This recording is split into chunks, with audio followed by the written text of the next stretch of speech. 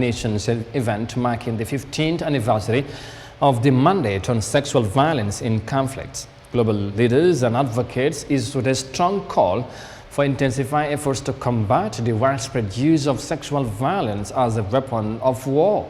Co-hosted by the UN and several governments, the event reviewed the progress made and the ongoing challenges in preventing these crimes and securing justice for survivors. Let's have more details of that in this report by Mamadi Barra. Sexual violence in conflicts has existed as long as conflicts themselves, serving to instill fear, assert dominance, and displace population. Women and girls bear the brunt of this violence.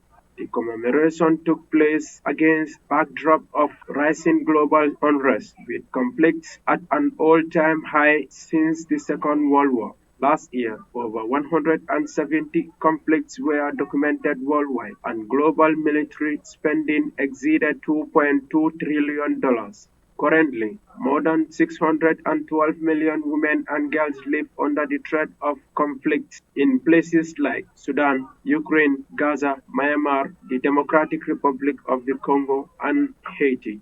The UN Special Representative on Sexual Violence in Conflicts, Pramila Patten, initiated the commemoration by highlighting the urgent need to tackle the root causes of war and the importance of survivors in the peace process. Amount of protection, assistance, or accountability after the fact is a substitute for peace. The message of this mandate over many years has been clear. We must silence the guns and unmute the voices of survivors as a critical constituency for peace. The figures speak for themselves. In 2023, over 170 conflicts were recorded.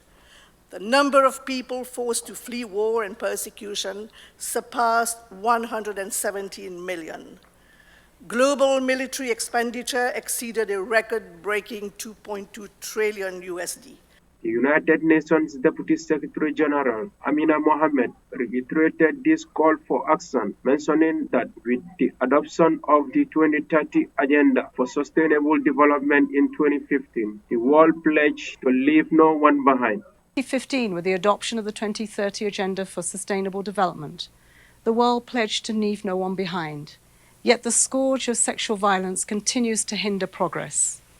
From Gaza to Ukraine, from Sudan to Myanmar, from Colombia to the Democratic Republic of Congo, survivors face not just isolation, but often complete social and economic destitution.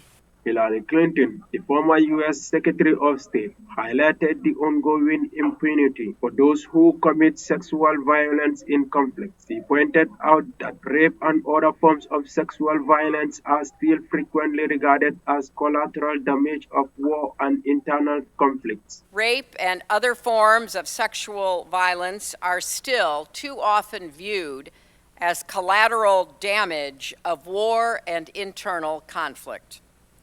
In too many countries and in too many cases, the perpetrators of this violence still go unpunished, and their impunity encourages further attacks.